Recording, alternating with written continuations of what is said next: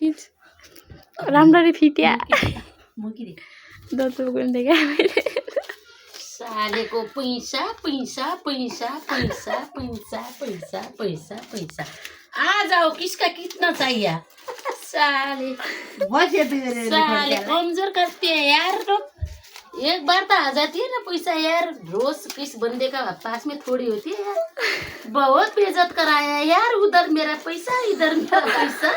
मेरा पैसा यार आ जाओ ये क्या है ये सालगाड़ी का सेवड़ा नहीं है ना यार ये सब पैसे है गाइस ये सब पैसे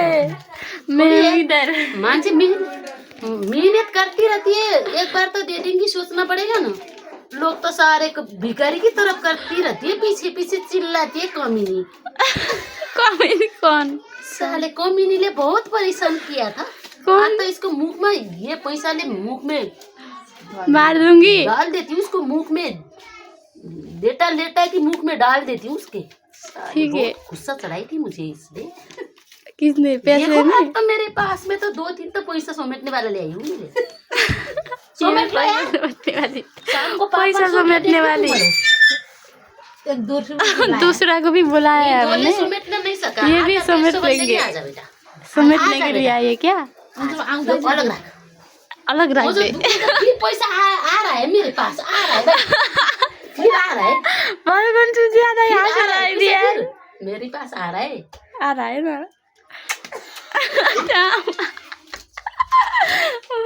यार बहुत किया क्या है ये पैसा दो ये क्या है ये क्या है दया कौन सी शो मेटा वो क्या हाथ दिया क्या हाथ दिया